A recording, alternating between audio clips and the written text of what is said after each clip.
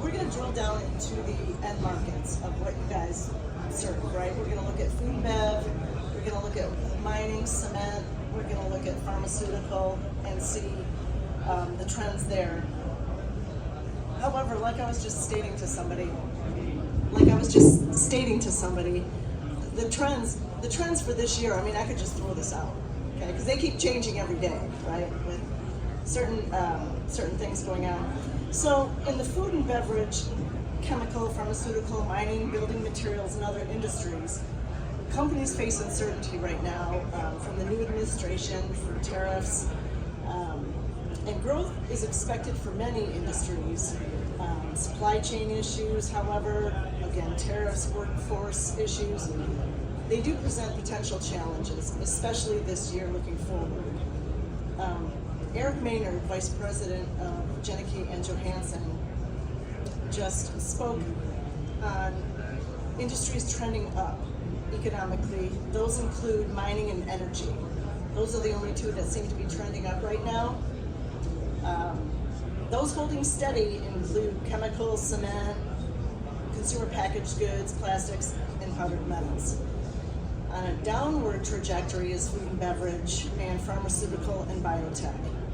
Now you could probably say that the upheaval with the Food and Drug Administration as well as the overall Health and Human Services Agency is really pushing the gamut on, this back and forth for cuts in the divisions. So looking at food safety, right? Right now, the FDA just last week decided that they were going to make cuts. Well, RFK Jr. decided he was going to make cuts to FDA scientists and the inspection department. Now, what happened there is that FDA planned to push it to the state level.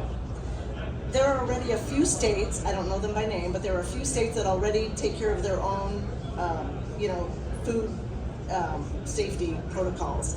FDA does most, including Puerto Rico. I just read before I came to stage that now they're backtracking and the FDA has been given permission to rehire certain scientists and inspection people due to not having enough staff for even the main things that they do, because they still will do inspections, just not as many as they always do. Another thing that I just read is animal testing. The USDA looks to possibly cut animal testing. And that's, obviously that's any kind of meat you eat, right? So how they're going to cut, who knows? What's going to happen, who knows? It's kind of up in the air, so we'll just have to wait and see. Again, the end markets you serve, the food and beverage, just hang tight. Things have a way of working themselves out, so hopefully they will.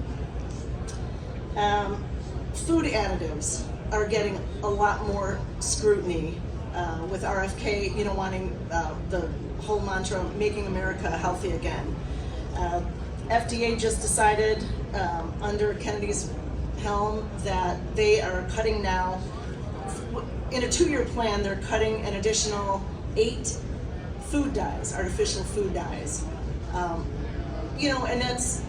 it's probably good overall, but that's going to be tough because now food and bev companies will need to find solutions, to alternatives to counteract that.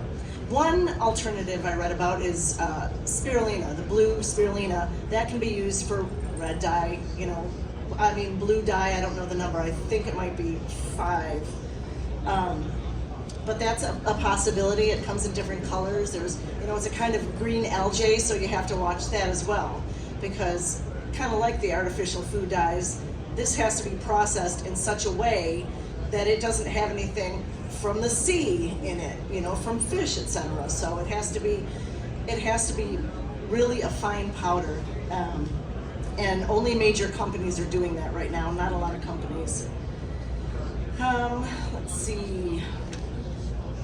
Next is tariff talks, bringing uncertainty.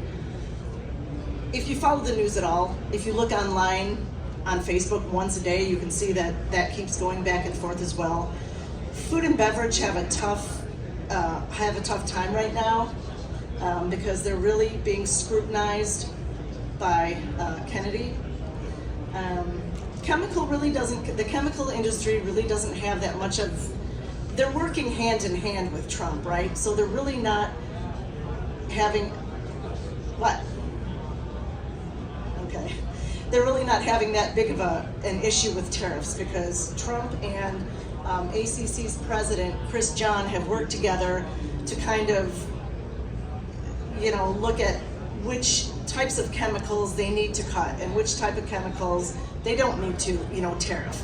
So, like steel and metal, obviously steel and aluminum, those tariffs are high. They're gonna probably come down, just like China tariffs came down, right? They were going up to, it was 50%, then I think it was 110, then 245, and now they're supposedly working and cutting those again. So far we have food safety and the food additives, the food color dyes. Those are really heavy in the food and beverage industry. Tariffs cover almost every industry, and not yet pharma. Pharma is the next big industry that we will see receive cuts. There have been a few major companies, what is it? I think it's Abbey. There are 3 major pharmaceutical companies that have already decided last year that they're bringing their manufacturing plants back to the US. So they might have a little presence in Europe, but not that much. They're bringing everything back. One company is actually bringing like $1.2 billion worth of manufacturing back. Now, margins began their improvement in 2024 for tariffs and peaked a few years ago. So global discussions around microplastics, recycling, overuse in packaging, even though that doesn't affect a lot of us, that still is frequent. Those topics are real frequent among the manufacturing industry. Plastic recycling is another in North America that is giving difficulties with stream separation and contamination, nothing to do with tariffs. Automation and AI. In Eric Maynard's State of the Industry, I almost said State of the Union, State of the Industry article that he wrote for Powder and Bulk Solids magazine, he said that there are a lot of manufacturing facilities seeking AI, and pharmaceutical and biotech, those are 2 that really know how to use AI because they use it for research and development. So manufacturers in foods, consumer packaged goods, and chemicals are investing in internal AI systems. So they're not doing the actual work, but like in the background, like maybe with their HR, stuff like that, but definitely not R&D yet. Batteries are another emerging opportunity. Batteries, we haven't seen any tariffs on yet. There are a couple large manufacturers in the US, including AM Batteries, who produces a dry battery electrode. So that's what a lot of lithium-ion batteries are moving toward. It's a whole different process, so it's not the same as a slurry mix.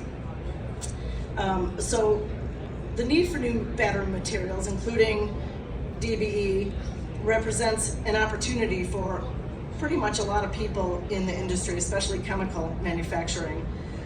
It's not a one and done category, however, because it keeps on changing. Li-ion was the big thing. Now it's sodium ion, it's lithium manganese, lithium sulfur, zinc, solid state batteries. So it's something that we're just gonna have to follow, and it's likely going to change, kind of just like the tariff. It's going to go back and forth and back and forth. But the 3 to watch out for after lithium ion, which is it's so expensive to process that not a lot of people really want to stick with it, especially EV. Sodium ion, we just have an article on Powder and Bulk Solids about that if you want to know more. Lithium sulfur and graphene, which is an odd one. So I guess honestly that's really all I have. I mean, it's really difficult right now to see the industry where it's going to head, because I don't really think that honestly anybody knows. I know that Pepsi, some of the food manufacturers like Pepsi is looking to cut their, not only food dyes, but they're looking to use more natural ingredients for their chips and such, Frito-Lay. So we'll see what happens there, because it's not a one and done situation. It's going to require a lot of money to find out those alternative ingredients and to see how, consumers feel. Speaking of consumer trends, I was watching a news program earlier, and it was showing how Gen Z and millennials are just pretty much over consumer crap, right? They don't want to spend money on anything. So a lot of people this year, at least consumers, they're saying no. They're not going to buy they're not going to go out to dinner at all this year. They're not going to spend money on cosmetics and beauty supplies. They're not going to spend money at Amazon, at different, Target, Costco. So knowing trends in consumer, applications like consumer packaged goods, right?